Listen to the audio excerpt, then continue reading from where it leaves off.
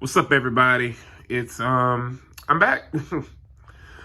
I just checked to see when the last video was, and it was 6 months ago. I do apologize for that, but I'm sure you guys will understand that life sometimes just inconveniently gets in the way, okay? And excuse my current building area. I've made a few changes. I'm going to talk about that here in a little bit. But yeah, I just got a couple of updates I wanted to give y'all and start the official video thread of the current model that I'm building. And I know a lot of you are looking at this like, what the heck? So we're going to get into that here shortly. Let me give you guys a quick update. So the last time I made a video, I don't think I had my P40 back. Maseroli was still in Louisiana getting worked on. In between that time, I got the plane back, brought it to Dallas for their scale event, took home second place in Pro-Am, and that's considering that I didn't fly my final 2 rounds and the spinner blew off. That's why I couldn't finish the last 2 rounds. If you look on my channel, I just posted what YouTube calls a short, about a 10-second video of one of the landings that I made at that event. The plane performed flawlessly. After that, I seem to have been plagued with a few issues with that airplane. One being propeller ratio as far as pitch and size. Because ever since that happened, the plane has just been flying very slow. And that could be a combination of propeller issues. I don't know what propeller I need to be using on a 3W85. The 3W85 could also not completely be broken in. And I also have the scale functional exhaust, which for a P40, at least the model that I have, it has a really pinched off pipes, which are probably limiting the performance of that airplane. So, but we'll get to that in a second. So after that, the following weekend was the Bomber Field scale event. Well, not scale event, but their Big Bird event. And with the B-17s, the thing that they're famous for. And I brought the plane out there, and I had just put new LiPo batteries in it, some new 7-volt LiPo batteries in it. And where I screwed up was I didn't realize that my throttle servo wasn't a high voltage servo. I don't know how I missed that, but I did. And so I brought the plane out to the flight line to fire it up, and I see smoke coming out the cowl. Immediately turned the plane off, ran it back, realized that my throttle servo had burnt up because of those batteries.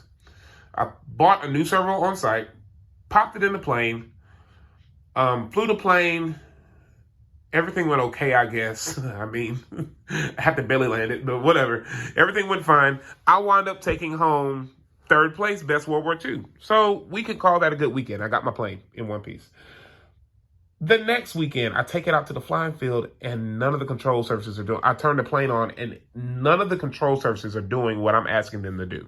The plane actually just kind of started gyrating on its own, sitting on the ground. So that was weird. And to be honest, I don't know what we did to fix it. I don't remember what we did to fix it. But I do know the following weekend, I brought it out to the field again, flew it, landed the plane, and it was a crosswind. I landed it on the runway, and I got weather vaned, and it ripped both landing gear out. It was a smooth landing, but it weather vaned off to the right, and I couldn't get it back straight.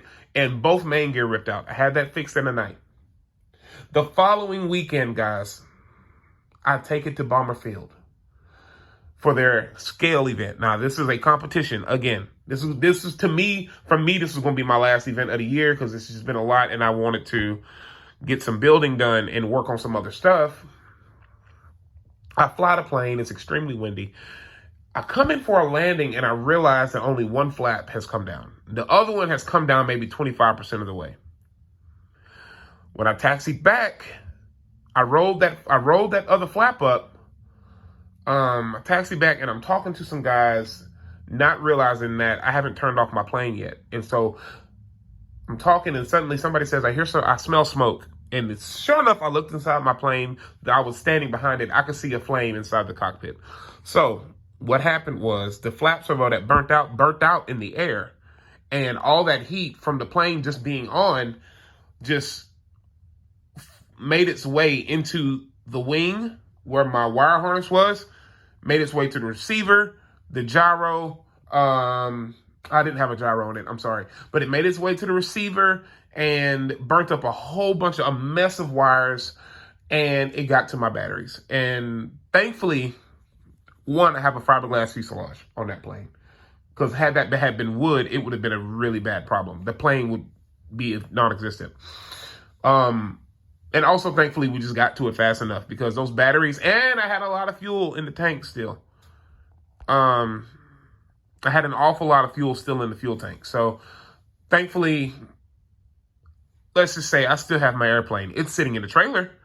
That was back in end of October, beginning of November. It's going to be in the trailer for a while, just because, like I said, life is taking control right now, and I don't quite have the money to just buy all new radio gear for that airplane. Because I just bought all radio gear for this. And so that leads us, well, of course, you guys saw that I was working on another P40 in ARF. I just kind of stopped. I not that I lost motivation, but that plane is not being, the ESM P40 is no longer in production. And there are some parts that I need for that plane right now that I don't know where to get anywhere else. So I'm just trying to fish that out. So while I wait, until I figure that out, I'm moving on to other things. Also, I'm not in my garage anymore. I am in the outhouse that is behind, that is in my backyard, pretty much. And this is where we used to build airplanes until we built that new house.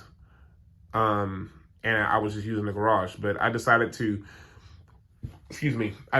take any airplane that I'm building or doing extensive work on and put them back here. You know, I got some sprucing up to do, so don't worry about that. But all the flying airplanes that just need like daily maintenance are in the garage. So let me just go ahead and introduce you to the new project that I'm so excited about, guys. This is an airplane that I've always wanted.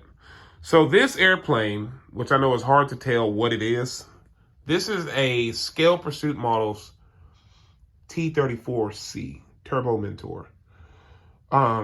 So pretty much the turboprop version of this airplane. This is the Mark Frankel that was hanging up in the ceiling on the garage. I decided to pull it in here because I'm kind of ping-ponging between both airplanes. But it's the turboprop version of this one, which this one, obviously, it has a GT80 on the front. But this one, because it's a turboprop, and I don't necessarily want to put a turboprop engine on this airplane that, as you can tell, is foam, this plane's going to be electric. It has a 90-inch wingspan or 89-inch wingspan.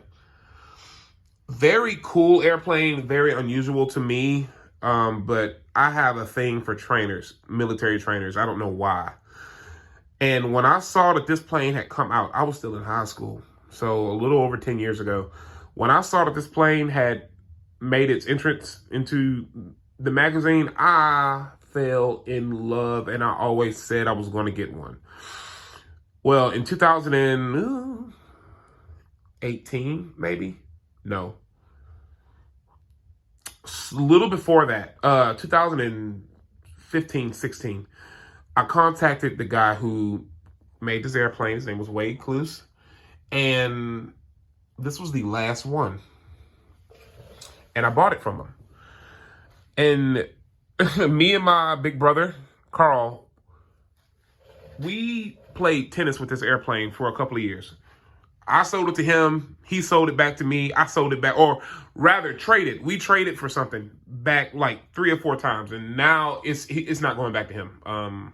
So I'm keeping it. This is an airplane that I've always wanted. This will be my expert, as in this will be the plane that I get static judged.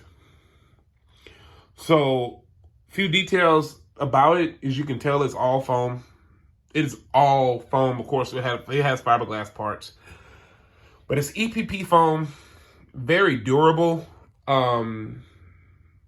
When he had his website up, there was actually a video of this airplane landing, making a dead stick landing, and the plane bounced really hard, and it made a very abrupt leap back into the air. When it came back down, what if it had been a balsa airplane, probably would have broken that fuselage in half, but you could visibly see this fuselage flex like a piece of rubber. It was really cool. As you can see, it's two fuselage halves. I've already glued them together. I've cut the cockpit out. That's where my air cylinder for my retracts are. I'm currently putting the horizontal stab on, but this plane, it's like this, and then you have these skins that go on top of the plane where a majority of your detail work is. But there are still things that I have to add. You know, it's still going to be an effort to get this plane to static judge quality, I think. But the kit is fairly simple to put together. I'm really enjoying myself building this airplane. Just a moment of transparency. I hate building a wood airplane. I know some people absolutely love it, guys. I hate it with everything inside of me. Like when I built the wing to my P40, honestly, framing up wood isn't that bad. It is the sheeting and the sanding and the sanding and the sanding and the sanding that drives me crazy, guys. Like that drove me nuts. I almost I don't know, I almost hurt myself. That got really nuts. But yeah, that is this current project that I'm working on, and it is one of the coolest airplanes. I think, like I said, you don't see them too often, especially not the turboprop variant. You know, I know there were a couple of manufacturers that made one, but the turboprop variant of this airplane is just so cool looking. And as you can see, I'm gonna show you guys a picture on the manual. This is it. And that is as close to the real one as I've ever seen a model get. I just think that this is an outstanding looking airplane. As far as paint schemes go, I was going to do this white and orange. That's your standard Navy trainer paint scheme. But there's the prototype of this airplane was a navy blue with a shark's mouth on the front. And I'm considering doing that one. Not necessarily the same markings, but same paint job. One will just be a lot easier. It's this navy blue on top and bottom, you know, and then it just has a shark's mouth at the front. Yeah, it's a pretty thick manual, but it's very detailed. That's the thing. It's not a lot of steps. It's just very, very extremely detailed. Let me see here. I think I just saw, this is that picture I was telling you where they took the prototype and had a bad landing. And as you can see, that fuselage is literally bowing. But whenever it comes back up, like it comes back to its resting position. So it makes it easy for you to, you know, apply glue or add additional fiberglass or whatever to repair the airplane. And the skins pop right on off, you know, so you can replace them, things of that nature. But yeah, this is what I'm currently working on. And I have not stopped. I have never been so motivated to work on an airplane before in my life. The landing gear are next to freaking scale. Excuse the Christmas decorations. But this is one of the main gear. I have it sitting next to the Mark Frankel, just to kind of compare and contrast. And they're identical. Robart custom made the gear, I think. Well, I know Robart made the gear for the Mark Frankel. But I think these are Robart cylinders. I forget the guy's name that actually made the landing gear. Yeah, see those Robart, it has Robart parts, but there's a guy who actually custom made these landing gear. But they are next to scale. So yeah, that's pretty much it right now. Like I said, I'm back and forth between this one and I'm getting this one ready for a new paint job. This one here, I will be doing the standard navy, white and orange. But like I said, I just moved in this little shop area and I got a little bit more cleaning up to do, but I wanted to at least get me a good building space. So it'll get there. It'll get there. But I'm working on this. Hopefully we'll have it ready for the Nats, which are in July. And as quickly as this thing is going together, I predict that I should have this airplane done by May. I unfortunately can't make it to Top Gun this year. It's not in the books for this year. Can't get it. I don't want to have to rush this one to get it done. And then, like I said, I still have to get stuff for my P40. So I would be going just to spectate. And I may still do that. I may be able to catch a flight and go hang out, see those guys. But as far as competing, I won't be competing in Top Gun. But hopefully we'll get this ready for the Nats, which are in July. And we'll have a good old time. So, yeah, guys, I plan on checking in now a lot more frequently, giving you guys updates on this. Hopefully next time you see it, I'll have the hotel section put together and see what else is next on this plane in the manual. So, all right, guys, I'll talk to you later.